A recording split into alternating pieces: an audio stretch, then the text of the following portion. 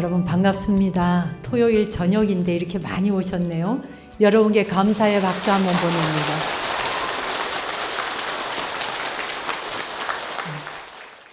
지금 삼존불 이제 조성하고 뒤에 닷집을 지금 불사하고 계시던데 이제 완공이 되어지면 법당이 다 격을 갖추면 굉장히 아주 품격 있는 그런 대웅전이 되겠구나 하는 생각이 듭니다.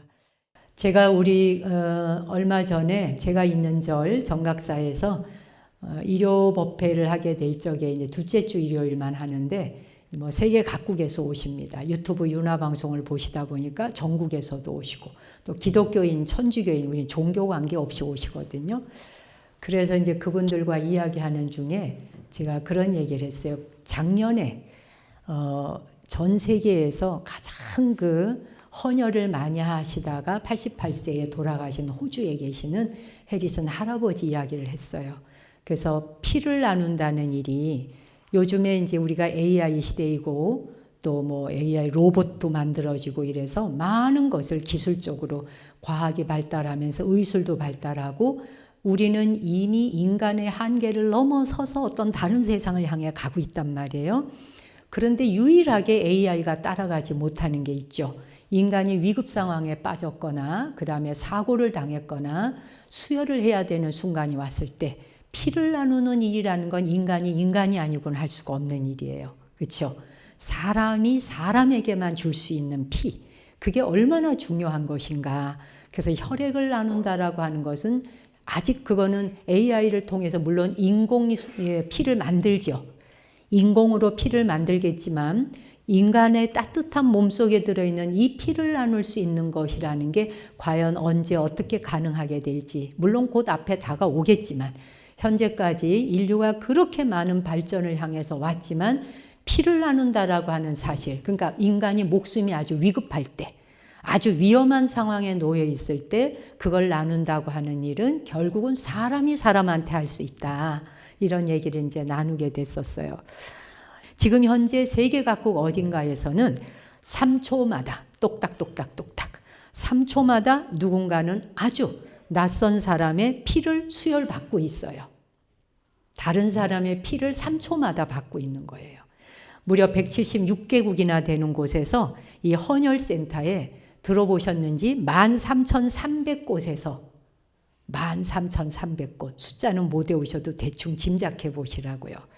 해마다 1억 1,000만 명이 헌혈을 하고 있습니다. 인간이 인간을 살리기 위해서 피를 나누고 있습니다. 1억 1,000만 명이요. 그 많은 사람들이 이 순간에도 사람이 사람 살려보자고 피를 나누고 있는 것이 바로 이 지구촌이기도 해요. 헌혈한 피들은 어디로 가는가? 암 환자한테, 그리고 빈혈 환자, 아이를 낳는 산모, 그 밖에 또 뭐가 있을까요? 외상 환자들, 또 여러분 기억에 누가 있을까요? 그렇죠? 큰 사고를 당했을 때, 그렇죠? 그럴 적에는 뭐 굉장히 많은 양의 피를 수혈을 필요로 하잖아요. 아기 신생아의 경우는 찻숟가락으로 그냥 요 차 뜨는 스푼 요만큼만 가지고도 죽어가는 아이를 살려낼 수 있거든요. 그러니 그만큼으로도 신생아의 아이의 목숨을 살려낼 수 있는데 사고 피해자들은 굉장히 많은 피를 수혈을 받아야 되는데 지금 이 순간에도 우리나라 전국 대학 종합병원 전 세계 각국에서 일어나는 일이죠. 이 피 속에는 제가 왜 피 이야기를 하느냐. 우리 모두가 살아있다고 하는 거는 피를 의지해 살잖아요. 그리고 따뜻한 피가 있어야 되고 피 끓는 것이 없다면 죽은 것이죠. 그렇죠?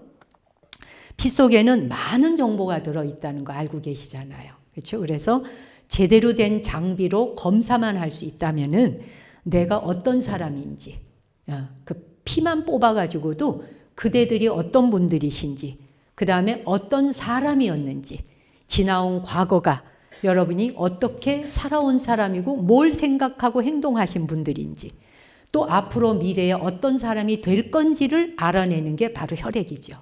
피입니다. 과거, 현재, 미래가 모두 다 기록되어 있는 것. 그게 혈액이잖아요. 그렇죠?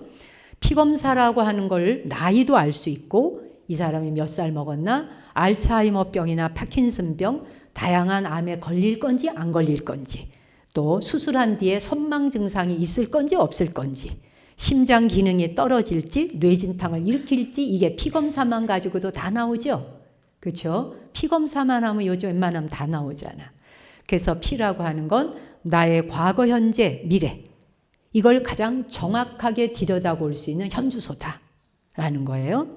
그럼 여러분, 피는 어디서 만들어져요? 우리 몸 안에. 여기 뭐 의사 선생님도 계실 수 있고 간호사나 상식 있는 분도 계시겠지만 그런 분은 가만 계시고요. 네, 피가 어디서 만들어져요? 심장, 또 골수. 아우, 저렇게 정답 바로 나와버리네. 역시 수준이 있습니다. 맞습니다. 보통은 사람들이 지라에서 만들어진다 이런 말에, 지라가 뭐예요? 비장이죠. 예, 비장. 그리고 또는 어떤 사람은 췌장에서 만들어진다 그러기도 해요. 췌장은 이자예요. 그렇죠? 이자 받는 이자가 아니라, 예, 이자. 그러니까 우리가 비장은 가장 중요한 면역기관이잖아요. 비장. 그래서 비위 상한다. 위장 옆에 붙어 있는 비장. 그러니까 속이 확 뒤틀리면 아우 비위 상해 이러잖아요. 비장과 위장이 그렇게 중요하잖아요. 또 심장에서 만들어져요 라고도 지금 얘기하셨어요. 피는 주로 뼈에서 만들어진다는 사실입니다. 그렇죠? 뼈 안엔 골수가 있고요. 그러면 피가 만들어지는 이 과정을 조혈이라고 들어보셨죠? 예, 그래서 이거는 주로 뼈의 안쪽에, 뼈 안쪽에 아주 부드러운 조직인 골수 안에서 일어나고, 이걸 어머니 세포라고 불리는 줄기세포 들어보셨죠? 그 줄기세포로부터 시작이 되거든요. 뼛속에서 피를 만드는 이유가 그럼 뭘까요? 다른 기관 다 놔두고 왜 하필 뼛속에서 피를 만들어낼까? 그거는 자외선이 약해요. 피가 자외선에 허약하기 때문에 피가 자외선에 타격을 받으면 안 되겠죠. 그럼 생명에 지장이 있잖아요. 그래서 자외선으로부터 보호하기 위해서 뼛속에 고이고이 간직해 두는 거예요.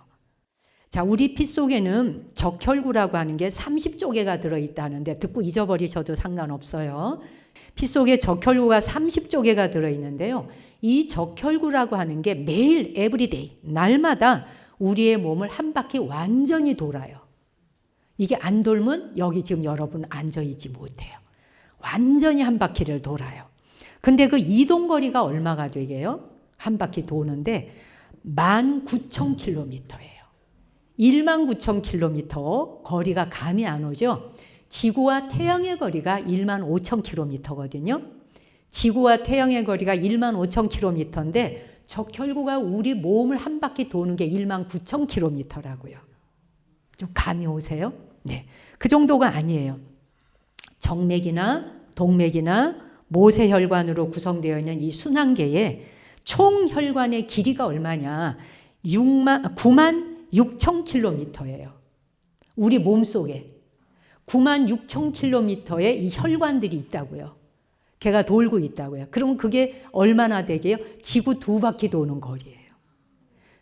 그게 우리 몸속에 지금 들어앉아 있다고요. 믿어지세요? 여러분이 얼마나 대단한 우주인지 이가 한번 상상해 볼 수 있잖아요. 뭐 요즘에 뭐 건강하겠다고 알부민들, 연세 드신 분들 많이 드시는데 알부민 자체가 남의 피를 뽑은 거잖아요. 그죠? 다른 사람의 혈관 뽑아갖고 거기서 혈장을 원료로 해서 완전히 정제한 거잖아요. 깨끗하게 불순물 다 잡아 빼고. 그렇죠? 다른 사람의 단백질이 내 몸 안으로 들어오는 게 알부민이잖아요. 우리가 알부민이라고 하는 걸 통해서 다른 사람의 단백질을 나에게 급할 때 영양을 공급받고, 특히 위급할 때 알부민 주사 맞잖아요. 중환자, 뭐 먹을 수 없을 때 단백질을 섭취할 수 없거나 하면 알부민 주사 맞죠? 그게 전부 누군가의 다른 사람의 피를 통해 그 사람의 혈장을 받아서 내 몸을 건강을 지켜주는 거예요. 우리는 물론 여기 수혈을 한 번도 안 해본 사람도 있을 수 있죠. 예, 그러나 알부민 주사를 마저도 봤을 것이고 다양한 방법으로 우리는 다른 사람의 피와 관련된 것에 은혜를 안 입어본 게 아니에요. 아시겠죠? 어쨌든 한국 사람을 왜 제가 지금 피 이야기를 하느냐, 한국 사람들을 다혈질이라 그래요. 들어보셨죠? 저 사람들 되게 다혈질이야 이래요. 혈이 많다는 뜻이잖아요. 피가 막 많대요.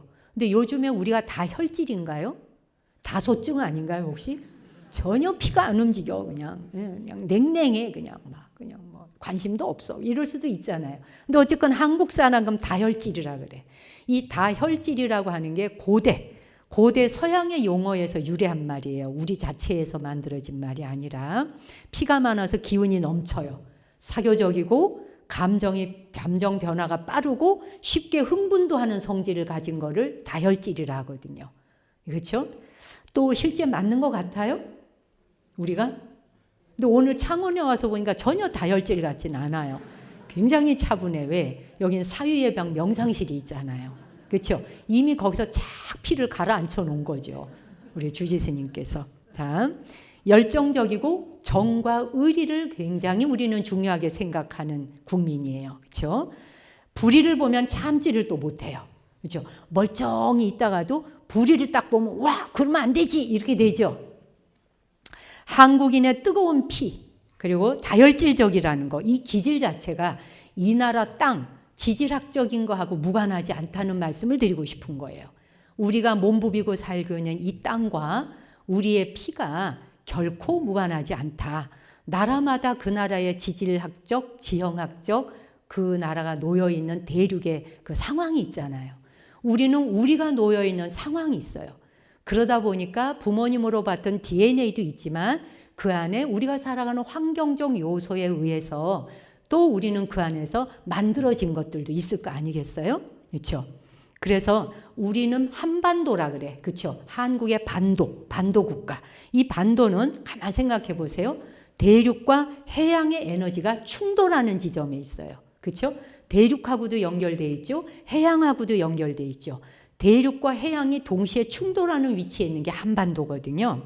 그래서 끊임없이 우리는 외세의 침략을 받았고 또 그러면서도 교류를 해야 되는. 그러니까 이 말은 뭐냐? 살아남기 위해서 한국 사람은 상황 변화에 굉장히 기민하게 반응해야 되는 사람이었어요. 그러니까 피가 안 끓을 수가 없는 거예요. 그렇죠? 피가 안 끓으면 죽는 거예요, 곧. 그래서 응축된 에너지, 이거는 다 생존 본능에서 온 거예요. 우리 자신이. 그래서 이것을 이제 겉으로 드러날 때 다혈질이다, 역동적이다, 뭐 이렇게 표현한 거예요. 거기다 우리가 또 사계절 변화가 얼마나 무쌍합니까? 좀 있으면 이제 봄 와요. 금방 꽃 피죠? 그러다 보니까 우리는 어떻게? 더위, 추위, 또 꽃 피지, 그다음 낙엽도 단풍 들지. 그러니까 한국 사람은 빨리 안 움직이고는 살 방법 없었죠. 그렇죠? 빨리 막 이렇게 움직이려다 보니까 그게 우리는 생존하는 전략이었던 거예요. 그러니까 에너지가 넘쳐야 산다는 이야기예요. 이 땅에서는. 우리 한반도의 지질은 아시다시피 우리는 좁은 면적이에요. 그렇죠? 땅덩어리 자체가 좁은 면적에 비해서 굉장히 우리가 지질학적으로 복잡단단한 땅이에요. 이 땅이 단순하질 않아요. 예, 굉장히 복잡해요. 그래서 원생대 시대의 암석부터 시작해서 아주 젊은 화산암까지 다 뒤섞여 있는 땅이거든요. 여기가 뭐 듣고 잊어버리셔도 되지만 이게 바로 한국인의 기질에 영향을 미친 거예요. 그 자체가. 그래서 한반도는요, 여러 지괴, 땅덩어리, 지괴가 충돌하고 결합하면서 만들어진 땅이거든요. 그래서 이 땅덩어리를 우리가 사는 지금 한반도를 동아시아의 용광로라고 그래요. 여기를. 그 정도로 우리가 충돌하는 지점에 있는 거야. 충돌하고 합쳐야 돼 또. 그냥 부딪히기만 하면 안 돼요. 합쳐야지 살아. 그래서 여기를 동아시아의 용광로다라고 이름 붙인 땅이 우리가 지금 몸부비고 사는 곳이에요. 이 땅에. 충돌과 합체의 역사를 품고 있는 땅이다 보니까 우리의 삶 자체가 그렇게 단순하지 않아요. 우리의 삶 자체가 그렇게 뭐 하나 가지고 설명할 수 있지를 않아요. 그러니까 알다가도 모르겠고 모르다가도 알겠고 알 듯 말 듯 하단 말 쓰죠. 여러분 자신도 스스로 좀 알 듯 말 듯 할 때 있지 않아요? 그럴 때 있죠. 뭐 뭔지 모르겠어. 내가 착한 것 같기도 한데 또 아닌 것 같기도 하다가 아주 괜찮은 인간인 것 같은데 또 어떻게 보면 좀 아닌 것 같다. 이럴 때 있죠. 그게 이게 한반도 기질이에요. 모르셨죠? 그래서 우리 한반도는 지괴라고 하는 땅덩어리 3개가 있는데 이걸 낭림지괴라 그래서 요거는 평안도 지역으로부터 저 위쪽이 낭림지괴라 그래. 그 다음에 서울, 경기, 강원도 일부를 포함한 걸 경기지괴라 그래요. 경기지괴. 그래서 한반도의 허리 부분이잖아요. 그 다음에 이제 영남지계, 바로 이 창원도 해당되죠. 그래서 경상도와 전라도 일부를 포함한 남쪽의 조각이 바로 영남지계인데, 여러분이 지금 살고 있는 이 창원은 영남지계의 영향을 받고는 있지만 훨씬 더 젊어요. 이 땅이 훨씬 젊고 역동적인 땅이에요. 그래서 경상분지의 바로 핵심 지역이 창원입니다. 창원은 과거에는요, 일본처럼 여기가 지금 이렇게 조용한 땅이 아니에요. 일본과 같이 아주 격렬한 화산 활동을 하던 곳이에요.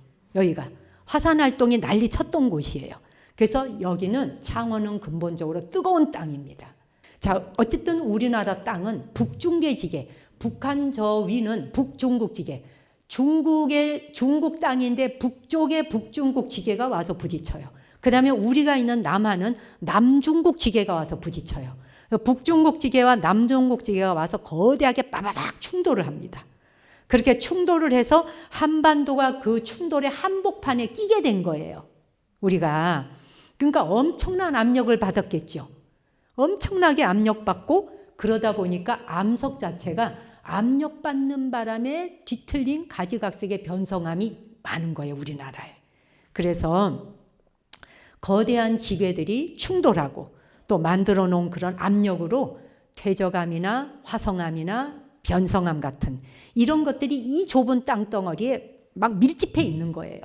그게 왜 중요한 말인가? 그거는 한국인은 아주 이질적인 문화, 그렇죠? 그러니까 이거 와서 치고 저거 와서 치고 막 충돌을 해갖고 막 억압을 받고 막 부셔지고 다시 결합하고 붙고 압력받고 온도 올라가고 이러면서 막 뒤틀어지고, 그러니까 화성암에 퇴적암 쌓인 데다가 막 압력을 주니까 변성암까지 생겼죠. 이 난리를 치는 땅덩어리에 있다 보니까 한국인은 이질적인 문화를 굉장히 빠르게 받아들였어요. 서로 다른 문화에 대한 것을 우리는 그렇게 거부하지 않아요.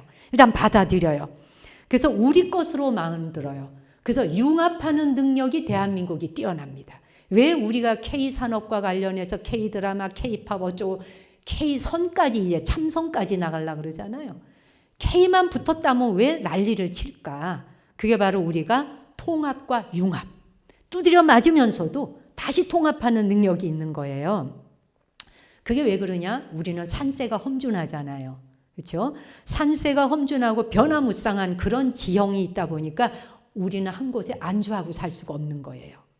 그래서 뭐예요? 대처해야 돼. 빨리빨리 움직이고 대처해야 돼. 그래서 다혈질이 됐다는 거예요. 예.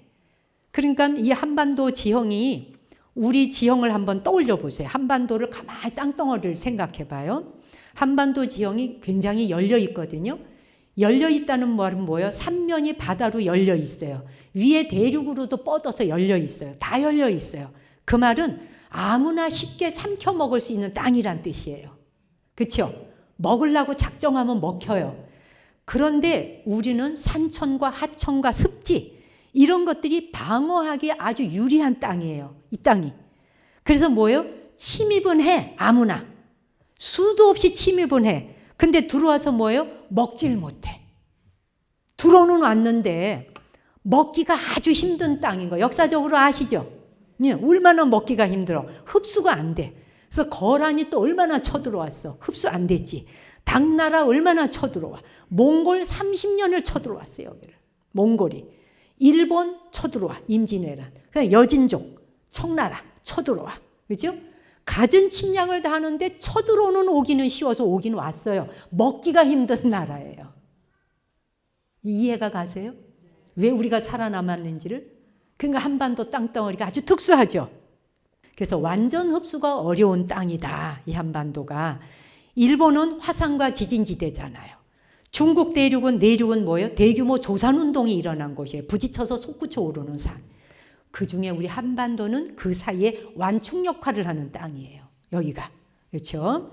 그래서 이 땅에 사는 사람들은 그래서 관계 맺음에 굉장히 민감해요. 다른 나라에 비해서 우리나라 사람들이 관계 맺는 인간관계에 대해서 굉장히 민감한 사람들이에요. 이게 바로 이 땅과 관련이 있어요. 그 다음에 산과 관련도 있고요. 그래서 관계 민감하고 왜 민감할까? 균형 잡아서 살아야 되고 조화를 이루고 살아야 되는 것이 몸에 배어 있는 거예요. 그러다 보니까 어떻게 됐을까? 산 많고 산이 많은 땅은 관계 중심 사회를 이룩하면서 남의 눈치를 봐야 돼요. 그래서 굉장히 눈치가 빨라요. 대한민국은 눈치를 아주 고급지게 사회화한 사람이에요. 이거 아세요? 눈치 없는 나라도 많대요. 그냥 대충 살아. 별로 눈치 안 봐도 돼. 우리나라는 눈치 안 보면 못 살아요. 그래서 굉장히 눈치가 빨라야 돼. 그래서 우리 이렇게 그냥 딱 보면 알죠? 그래 안 그래? 그냥 이렇게 스캔하면 썩 알지 않아요, 여러분? 그거 있죠? 왜 그랬을까? 이 땅이 그렇다는 거예요. 스캔 딱 하면. 그래서 이웃과의 관계가 생존 조건이에요. 그래서 우리는 옳다 그르다를 따지기보다 어떻게 내가 말을 해야 살아남나를 생각하는 거예요. 내가 어떻게 말을 해야 살아남지? 어떻게 행동해야 내가 저 사람과 관계 맺음을 좋게 하지? 옳다 그러다보다 이게 더 중요했다는 거예요. 이해가 가죠? 그래서 눈치는 약점이 아니라 생존 기술이에요. 그래서 갈등이 생기면 조정을 했고, 눈치는 한반도의 지질이 만들어낸 아주 고급진 사회 감각이에요. 몰랐죠? 그래서 앞으로는 뭐라 그래요? 우리가 누가 눈치 빠르다 이러면 아주 고급진 사회 감각. 요 정도는 외워놔야 되겠죠? 고급진 사회 감각. 그게 뭐라고요? 눈치. 그래서 눈치는 사회 레이더예요. 이 레이더가 고장이 안 나고 잘 돌아가야 생존해요. 남편도 아내 눈치 잘 살펴야 되고, 아내도 남편 눈치 잘 살펴야 되고, 자녀들 눈치 잘 봐야 되죠. 언제나 레이더가 살아있어야 되죠. 그래서 한국 사람들이 민첩할 수밖에 없어요. 부지런하고. 그러니까 어떻게 돼? 세계 각국에 우리나라가 나가서 협상해 보잖아. 협상하면 우리나라가 택도 없는데 협상 기술에서 따먹는 거 많죠. 왜 그럴까? 눈치 때문에 따먹는 거예요. 빠르거든, 눈치가. 그 다음에 남의 나라에서 그거를 한다고 했지, 뭐 만들 수 있는 걸 3년, 5년 걸립니다. 우리나라 6개월 만에 해서 딱 갖다 들이댄대요. 뭐 폴란드인가 뭐 하고 하는 거, 폴란드가 우리나라하고 손잡았대잖아. 다른 나라 기술인데 왜 우리하고 해서 우리가 눈치가 빠르니까. 얼른 해치우니까. 그렇죠? 그걸 먹고 사는 거예요. 우리가 눈치로 먹고 사는 동네예요. 안 그러면 우리는 자원이 없잖아요. 밑에서 우리가 석유가 나와, 히토류가 나와, 뭐가 나와요. 눈치로 먹고 사는 땅이란 얘기예요. 그렇죠? 그래서 한반도의 자연은, 우리의 자연은 완전하게 풍요로운 땅도 아니고요. 그렇다고 완전하게 결핍도 아닌 땅이에요. 그래서 우리나라 사람들이 좋아하는 말이 뭐냐? 지나침도 문제고 모자람도 문제인 거예요. 왜? 우리는 아주 풍요롭지도 않고 아주 결핍도 아니기 때문에. 그렇죠? 너무 과하면 다른 계절이 왔을 때 고통받아요. 부족하면 즉각적으로 생존의 위기가 와요. 그렇죠? 그래서 조절을 잘해야 됐고 균형 감각이 맞아야 됐던 거예요. 그러면 한국의 종교도 한번 보세요. 우리 종교가 토착 신앙과 불교가 융합을 하죠. 그렇죠? 그 다음에 유교하고 도교 또 서로 융합해. 그래서 서로가 제거하거나 저항하지 않아요. 땅덩어리가 서로 부딪히면서 융합했듯이 종교도 우리나라 이 땅에서 전쟁이 안 일어나잖아요. 아주 세계에서 희한하다 그래요, 우리 보러. 아니 도대체 저 많은 종교가 어떻게 이 땅에서 저렇게 서로 잘 살아? 우리 종교 전쟁한다고 총칼 들지 않잖아요. 뭐 좀 다툼은 있다 해도. 그 다음에 싸워봐야 가족 안에서, 교회 간에, 절에 간에, 49제 안에, 성당 간에. 뭐 이거 갖고 좀 싸울까? 그렇다고 전쟁은 안 나. 그렇지 않아요? 네. 이게 기능별로 분화해서 그래요. 종교도 우리나라는 기능별로 분화를 했어요. 뭐를? 살아가는데 삶이 고통스러워. 괴로움을 해결하는 건 불교가 맡아. 네. 그 다음 뭐예요? 사회 질서? 그건 유교가 맡아. 그래서 장유유서 뭐 이런 거 하잖아요. 어른한테 뭘 어떻게 해라, 어린이는 어떻게 해라, 있죠? 유교 맡으라 이거예요. 그 다음에 운명을 점치는 거. 사주팔자 보고 집안에 죽은 귀신이 붙었나 안 붙었나, 이건 전부 샤머니즘이 맡아. 그렇죠? 그 다음에 장수하는 거. 길게 오래 살려니까 어떻게 돼? 막 숨 들이쉬고 숨 내쉬고 막 그냥 기운동하고 음식 조정해야 되고. 도교. 그 도교가 맡아, 장수는. 이렇게 하나씩 다 맡아요. 그 같이 들어왔어요. 그렇죠? 그래서 우린 뭐예요? 절에 다니면서 무당도 찾아갈 수 있고 무당한테 가서 굿하면서 교회도 갈 수 있는 거예요. 이게 신기찬란하게 대한민국만 그렇다고요.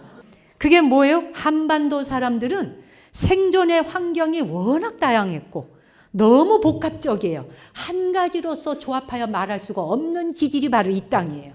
그게 우리의 기질이에요. 그래서 한국 사람 이해 못하겠다 그러잖아요. 그 외국 사람들이 그렇게 정이 많고 따뜻하다가 싹 돌아서면 어쩌면 저렇게 냉정할 수 있냐 그래요. 이게 한반도 땅이 그렇다고 말하시면 돼.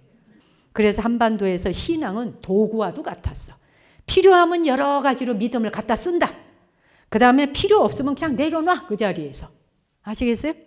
그래서 종교에 대해서 배타적이지 않고 종교에 대해서 갈등이 심하지 않은 나라가 이 지구촌 안에서 아주 보기 드문 게 바로 한반도예요.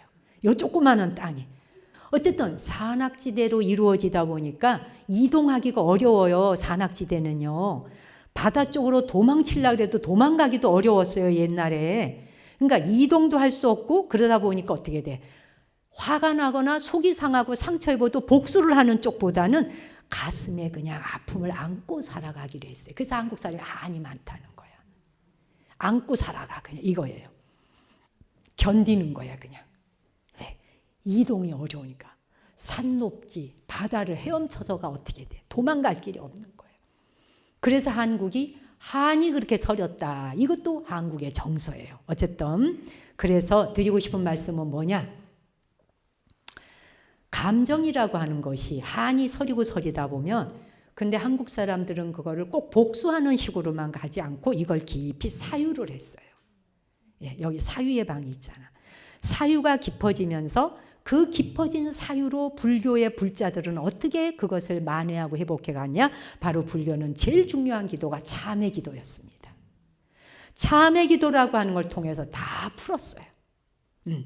그래서 물론 한이라고 하는 것 때문에 참회 기도를 한 건 아니에요. 그건 아니지만 우리나라 사람들, 특히 우리나라 불자들은 옛날부터 과거의 자료를 보면 참회 기도를 굉장히 많이 행한 나라예요. 참회가. 우리나라에 들어와 있는 불교에서의 참회 기도는 업을 바꾸는 수행이에요. 네. 그래서 참회는 죄책감이나 죄라고 하는 걸 지었다라는 의미가 아니에요. 알게 모르게 지었던 업을 깨끗하게 정화하는 거예요. 예, 정화하고 그것이 삶을 변화시키는 거죠. 그렇게 해서 결국 어떻게 해탈의 길, 대자유의 길로 가는 길을 선택했던 거예요. 이게 바로 참회의 기도예요.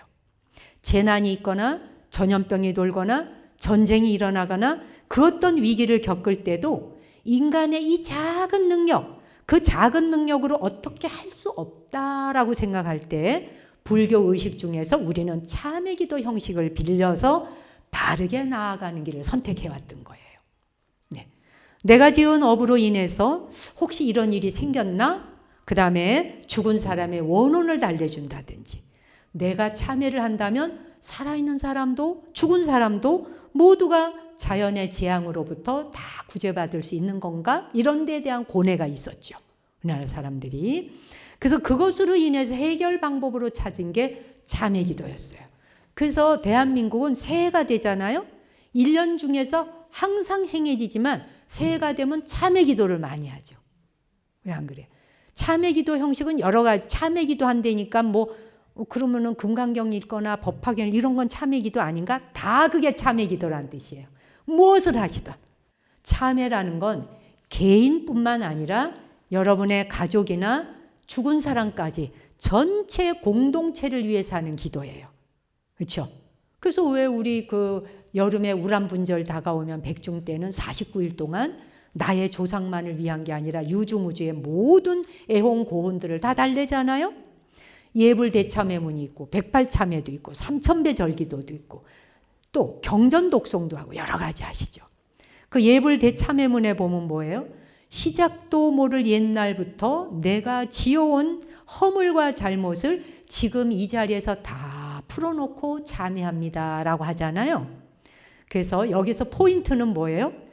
어제의 잘못만이 어제 내가 지었던 잘못만이 아니라 또 이번 생에 지었던 잘못만이 아니라 내 삶 전반에 걸쳐서 부모 미생전, 부모 몸을 받아서 오기 이전의 삶까지 다 포함해서 존재 전체의 업을 한꺼번에 녹여내리겠습니다. 그래서 존재 전체를 놓고 참여한다는 건 뭐예요? 참회 기도의 스케일이 다른 거예요. 뭐 그냥 잘못했다고 해, 잘못했습니다, 용서하세요, 이게 아닌 거예요. 그냥 삶 전반에 걸쳐서 나만이 아니라 죽은 자까지, 그러니까 공동체 전체를 위해서. 스케일이 다르죠. 그리고 탐진치로 지은 죄업을 참회합니다 라고 나오죠. 그것의 포인트는 뭐겠어요? 불교에서는 죄라고 하는 건 법률 위반이 아니에요. 우리는 죄 지은 게 법률 위반이잖아요. 법을 어겼을 적에 거기에 준해서 법이 결정을 내리잖아요. 근데 불교에서의 죄라는 건 법률 위반이 아니라 마음의 독에서 생긴 업의 흐름으로 본 거예요. 이해하시겠죠? 그래서 여러분이 잘 아시는 천수경에 뭐라 그럽니까? 죄무, 자성, 종심기. 죄는 고정된 실체가 없어. 종심기, 마음으로 비롯해서 일어났다 그러잖아요. 그렇죠? 이 문장의 포인트, 중요 핵심이 뭘까요? 죄라고 하는 걸 나의 본성으로 보지 않고 있네요. 그렇죠? 마음의 작용의 흐름 따라 만들어진 것이지 그 죄가 본래 나의 본성이야 라는 것이 아니죠. 그렇죠? 마음이 뒤바뀌면, 전환되면 바로 어떻게 돼? 용광로에 싸그리 녹아내린다 이 말이겠네요. 그렇죠? 그래서 참회는 자기를 비난하거나 나를 혐오하는 게 아니에요. 마음을 바로 뒤집어 엎는 마음 변환이에요. 그렇죠? 그래서 전도몽상, 전도몽상이 거꾸로 뒤집혀진 생각이잖아요. 전도몽상이라고 하는 것이 바로 죄가 있는 것인 줄로 착각했지. 근데 전도몽상 거꾸로 뒤집어진 것이 다시 원래대로 돌아오니까 공포심이 사라진 거죠. 두려움이 없는 거죠. 거꾸로 져서 뒤집어지면 두려움이 오고 공포가 오지 않나요? 근데 뒤집어진 생각이 바로 놓이니까 어떻게 돼? 공포심이 없죠. 그래서 무유공포, 원리, 전도, 몽상이죠. 그렇죠? 예, 공포심이 사라지고 저 멀리 소멸돼 없어지는 거예요. 그래서 참회의 결론은 뭐라고 나와요? 우리 저 천수경에서 심약, 멸시, 죄, 영망. 마음이 사라지면 죄 또한 없어진다 이 말이네요. 그렇습니까? 즉 집착이 끊어지면 죄 또한 없어 그 말이네요. 그렇죠? 그래서 죄를 없애는 방법은 외부에 어떤 절대자가 있어서 내게 그걸 해결해 주는 것이 아니고 또 처벌하거나 용서를 하는 게 아니라 불교에서는 집착과 망념이 소멸되면 그냥 그 즉시 사라져 이 말인 거죠. 그러면 참회의 수준을 고도로 끌어올렸는데 천수경이 거기서 끝나지 않죠. 뭐라 그럽니까? 마지막에 확인 도장을 한번 콱콱 해인 도장을 찍죠. 뭐라고 찍어요? 죄망, 신멸, 양, 구, 공이라 그러네. 그렇죠. 죄도 없어지고 마음도 사라져. 죄망, 신멸이니까. 그렇죠? 죄도 소멸, 마음도 사라져. 그런데 양구공이에요. 둘 다 공해요. 멋지죠? 그냥 천수경만 읽을 일이 아니라 이렇게 다 그걸 근본 따져 들어가니까 그렇구나. 그럼 이 말의 핵심 포인트가 뭘까요? 참회는 죄를 끝없이 하나하나 리스트 작성해서 나열하는 것이 아니라 참회의 끝은 공한 것이다. 이런 걸 말하고 있네. 그렇죠? 참회는 다 한이고 뭐고 풀어내되 결국은 텅 비어있는 길임을 알려주는 거네요. 그렇죠? 그리고 이제 참회에 대해서 최종 완성본이 나오죠. 그래서 이제 천수경의 완성이 뭐예요? 뭐라 그래요? 시즉 명의 진참회라고 하네요. 그렇죠? 뭐예요? 이것이 드디어 진정한 참회야 라고 하죠. 뭐가? 진정한 참회. 참회의 완성은 눈물 뚝뚝뚝뚝 흘리는 게 아니라 마음의 방향에 키를 트는 것. 다 키를 트는 것. 마음을 돌리면 죄의 힘도 온전히 사라져 버린다. 그게 바로 시즉 명의 진참회. 한 문장 한 문장이 너무 아름답지 않아요? 그렇죠? 그래서 참회 기도는 자책하라는 게 아니고 회원, 원한 징계를 풀고 한에 뭉쳐있는 것들을 풀고 그것의 수행법이 바로 참회기도로 오랫동안 신라시대, 고려시대 다 해왔던 거예요. 조선시대조차도. 그렇죠? 그래서 참회의 핵심은 뭐예요? 내 마음의 집착으로부터 해방시켜주는 것이 참회구나 하는 걸 알게 됐죠. 보세요. 이제 마무리 좀 할게요. 가정 내에서, 가족 사이에서도 참회가 이루어져야 되잖아요. 절에 와서 참회기도 따로 하는 게 아니라. 참회라는 건 미안해 라는 사과의 범위를 넘어서는 거예요. 그렇죠? 그 사과를 넘어서서 이미 무너져버린 인간관계 신뢰, 그 신뢰를 복원하는 거예요. 복원하고 상처 입은 유대감을 다시 이어주고 정신적으로 그것을 다시 회복하는 과정이 참회예요. 그렇잖아요. 그래서 그러면 참회를 어떻게 해야 될까? 가까운 사이. 가까움이라고 하는 이름으로 폭력에 대해서 깊이 성찰해야 돼요. 가깝다는 이유로 우리는 뭐예요? 가족은 서로한테 가장 큰 힘이 되기도 하지만 동시에 아주 무례하기가 쉬워요. 가깝다라고 하는 것으로 인해서 폭력과 폭언을 쓰고 손찌검도 할 수 있고 눈흘림이나 가장 깊은 상처를 줄 수 있고 제일 깊은 트라우마를 줄 수 있는 게 가까워서. 먼 사람은 상관없잖아요. 먼 사람은 안 봐도 그만이잖아요. 가까운 사람한테는 어떻게 함부로 말하고 함부로 행동하다 보니까 무례한 행동을 하고도 잘못을 몰라요. 그렇죠? 그러면 이제 애들한테도 그래놓고 뭐라 그래요? 야, 다 너 잘 되라 그러는 거야. 애는 원치 않아요. 그것도 어떻게 돼? 뭐 남편이 늦게 들어왔어 그러면 막 소리를 지르다 보면 아니 왜 당신 이렇게 소리 질러? 걱정이 되니까 그렇지. 걱정돼서 막 가까우니까. 아니 걱정이 막 걱정돼서 상대방은 아무렇지도 않고 멀쩡히 돌아왔는데. 그렇죠? 그리고 또 어떨 때 그러잖아. 아니 가족 사이에 이 정도도 못 참아? 이런 말 해요 안 해요? 가족 사이에 이 정도도 못 참아? 가족 사이에 그런 말도 못하고 살아? 그럼 내가 어디 가서 풀어? 막 이러죠. 가족 사이에서는 그렇게 하고 사는 게 아니더라고요. 왜냐하면 상대방은 내 소유물이 아니거든요. 독립된 존재예요. 한때 이번 생에 와서 부부의 연을 맺어보자 했을 뿐이에요. 그 사람과 영원히 부부로 못 살아요. 부모 자식 사이도 한때 잠깐 자식 부모 인연 맺고 그냥 연극 게임 한번 해보자라고 한 거 불가해요. 영원히 부모 자식도 아니에요. 여러분이 그 자식이 여러분의 부모였던 생도 있었어요. 여러분의 아들과 딸이 여러분의 할머니 할아버지였던 때도 있고 어머니 아버지였어요. 그래서 우리 불가에서는 뭐예요? 어느 한 존재도 어느 한 생에 내 엄마 아버지 아니었던 적이 없다. 그래서 함부로 대해서는 안 된다는 거예요. 근데 우리는 나이로 따먹잖아. 나이 따먹기. 네가 지금 몇 살인데? 내가 지금 몇 살인데? 나이로 갖고 얼마나 싸워. 우리나라 사람은 나이를 들먹거려 그냥. 나이 가지고 뭐 한 건 밥 먹은 것밖에 없어. 그렇죠? 밥 먹어서 배불린 것밖에 없는 거야 그냥. 그렇죠? 그다음 두 번째 참회는 뭐냐? 세대 간의 업의 대물림을 끊어야 돼요. 대물림을 하는 그 업에 그것이 계속 이어가는 거. 부모가 자신의 결핍이나 분노를 자녀한테 투사를 해서 상처 주는 일을 반복하기가 되게 쉽죠. 그래 안 그래요? 근데 이것이 업을 대물림하는 거 끊어야 돼요. 이걸 끊기 위해서 굉장한 용기를 내셔야 돼요. 그래서 부모가 자녀에게 진심으로 참회해야 돼요. 그럴 적에 부모가 미안해 이렇게 이거는 사과예요. 사과와 참회는 같지 않아요.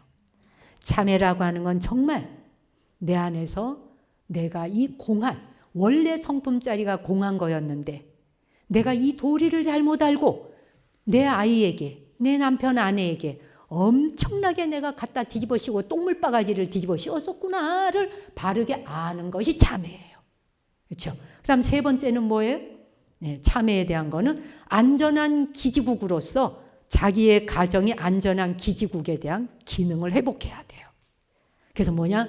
가정은 세상에서 상처받고 돌아왔을 때 치유받는 최후의 보루가 돼야 되는 마지막 남은 장소예요.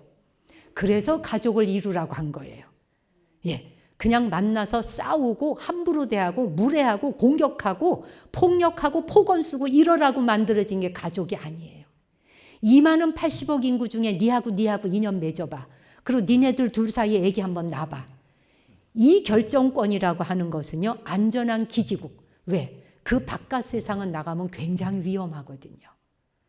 그리고 세상은 꼴을 봐주지 않거든요. 그리고 세상은 호랑이 사자 굴이거든요. 그래 안 그래요? 그냥 신발만 신고 나갔다면 호랑이 굴이고 사자 굴이에요. 어디서 잡아먹힐지를 몰라요. 그게 세상이에요. 그거는 여러분이 불만할 이유가 없어요. 세상의 구조가 그렇게 생겼는데, 그러나 뭐예요? 중요한 건 뭐예요? 내 안에서, 가정 안에서는 그곳이 극락정토가 되어줘야 돼요. 그래서 자기 집안이 항상 참회하는 장소가 돼야 돼요. 그것이 안전한 기지국을 만드는 곳이 돼야 돼요. 가정 내에서 해결되지 않는 원망이 쌓이면 가정이 바로 직격탄의 피해를 입는 공간으로 탈바꿈을 해요. 그래서 그곳에서 바로 가해자와 피해자가 동시에 만들어지는 곳이 가정이기도 해요. 그렇죠? 사회가 손도 못 대는 것도 있잖아요. 그렇죠? 그 어떤 경우로도 폭력은 우리가 부모 자식 아니라 가족, 혈연, 그 어떤 이름으로도 폭력은 용납할 수 없어야 돼요. 용납할 수 없어요. 어떤 이유로도. 그건 자기 감정을 풀고 그냥 해소하는 장소로 생각하는데, 모든 인간은 해소하기 위해서 태어난 사람은 단 한 명도 없어요. 누군가에 의해서 당하려고 태어난 사람, 여기 부모님으로부터 그 어려운 과정을 거쳐서 그 수많은 몇 억대 일을 뚫고 나오기까지 남한테 당하려고 나온 사람 여기 하나도 없어요. 그래 안 그래요? 근데 이거를 잘못 이해하게 되다 보니까 인간이 그릇된 삶을 살게 돼서 무명과 무지가 우리의 세상을 군림하게 됐던 거예요. 부처님께서 그걸 해결하시려고 무지가 군림하는 세상, 내가 이 세계를 평안케 하리라. 이게 붓다의 외침이자 선언이시잖아요. 무지가 군림해요. 무명이 군림을 해요. 그것으로 인해서 우리는 수많은 죄업을 짓고도 부끄러움을 몰라요. 자매는 집안의 무거운 공기를 정화해주고 서로의 등을 따뜻하게 내어주는 공간이 될 수 있도록 해야 되는 게 자매 기도의 의무이고 목적이기도 해요. 적어도 불자라면 말이에요. 사과와 참회가 다르다 그랬죠? 미안해라고 하는 사과도 좋지만 실제로 참회는 직시하는 거예요. 어떻게? 내가 준 상처가 상대방의 삶에 어떤 고통이 되었겠구나라고 구체적으로 생각하는 게 참회예요. 그렇죠? 그리고 상대의 비난이나 서운함이라고 하는 거 없이, 그것도 변명하는 것 없이 내가 상대방에게 뭔가를 말을 할 때 아무 변명하지 않고 오로지 들어줄 수 있는 마음이 참회예요. 그래, 내가 이제 참회할게. 얘기해봐. 너 하고 싶은 말 있으면 들어줄게 내가. 이렇게 얘기했다? 그럼 말 시작하지? 시작도 하기 전에 이 속에서 벌써 자기가 할 대답이 벌써 다 나와. 그러니까 눈빛이 반짝반짝하지. 말할 틈만 보고 있다가 딱 파고 들어가서 그래, 네 말 이해해. 그런데 나도 그럴 만한 이유가 있었다? 이렇게 나오면 어떻게 돼? 바로 그 가정이 파괴되죠. 그래서 직시해야 돼요. 그냥 들을 수 있는 용기가 있어야 돼. 이게 기도예요.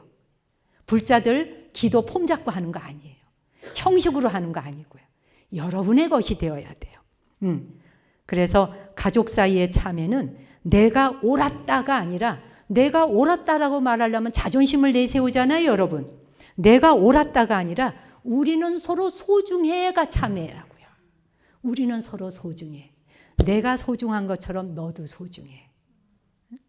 내가 사랑받고 싶듯이 너도 사랑받고 싶구나 라는 거야. 너와 내가 둘이 아니니까. 내가 그때 했던 말이 마음에 걸리는데 내 감정을 다스리지 못하고 상처 준 거 내 잘못이야 라고 나한테로 돌아와야 돼. 그런다고 해서 손해볼 거 하나도 없더라고요. 실제 해보세요. 손해보는 게 아니라 이익이 주렁주렁 와요. 내 입장에서 생각해 보니까 너 참 힘들었겠다. 네 입장에 서서 생각해 봤어. 너 참 힘들었겠다. 내가 당신 입장이 돼서 생각해 봤어. 여보, 당신 정말 힘들었겠다. 그때 내가 이러이러한 표정을 지어서 당신 정말 속상했겠다. 그냥 이런 말 한마디 하면 남자가 저게 갑자기 뭘 잘못 먹었나 싶지만 기분 괜찮아. 그렇지 않겠어요? 자, 그래서 자식한테도 그래요. 엄마한테 그런 말 들었을 때 네가 얼마나 외롭고 무시당한 기분이었을까. 내가 이제 조금은 알 것 같아. 네 심정을. 그렇게 해서 가장 편안해할 집에서 너를 숨막히게 한 것 같아. 그래서 정말 미안해. 이게 참이에요. 나로 돌아오는 거. 그렇죠? 나를 죄인으로 만들으라는 말이 아니에요. 참회는 나를 묶고 있던 과거의 미안함으로부터 나를 자유롭게 풀어주는 일. 그것이 바로 참회예요. 나는 비록 완벽하지는 않지만 그러나 내가 더 나아질 수 있다. 이 말 한마디가 곧 참회의 길로 성장하고 나아가죠. 비록 내가 부족하지만 나는 더 나은 길로 갈 수 있고 또 비록 내가 완벽한 사람은 아니지만 내가 그러나 타인을 사랑할 수 있는 마음도 있고 이렇게 해서 스스로를 치유해 가는 것이란 말이에요. 그렇죠? 그래서 참회의 기도라고 하는 게 별난 것이다, 어려운 것이다 라고 생각하지 마시고 지금 이미 여러분이 살고 있는 이 길 위에서 여러분이 이만큼의 세월을 살아오셨고 살아오는 동안 여러분들이 산전수전 공중전 안 겪어본 게 없을 거예요.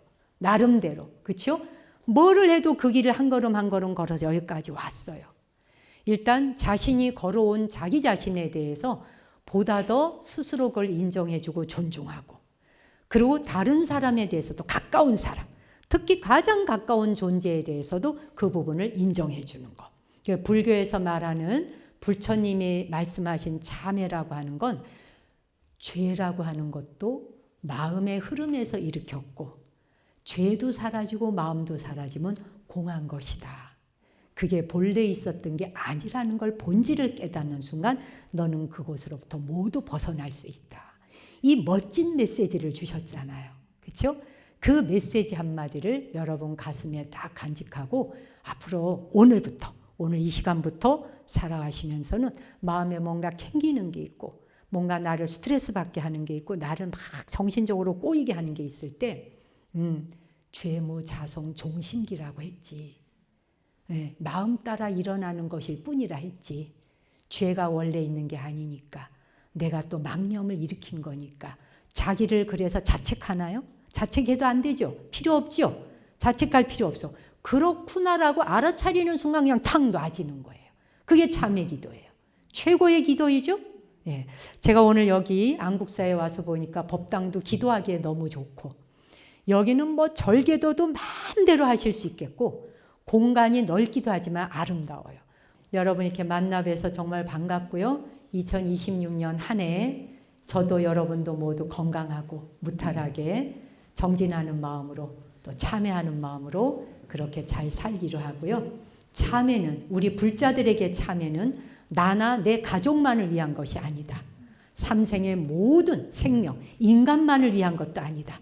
살아있는 생명 모든 것, 자연까지 포함해서 태양계까지 다 포함해서 우주법계를 포함해서 모든 존재계에 행여라도 실수하고 잘못한 게 있다면 진심으로 참회 올립니다. 이게 우리 참회 기도예요. 저는 이 기도가 너무 아름답고 멋있다고 생각해요. 그렇지 않나요? 자, 참회 기도를 통해서 여러분의 삶이 정말 안전하고 평화롭기를 기원드리면서 법문 마치겠습니다. 고맙습니다.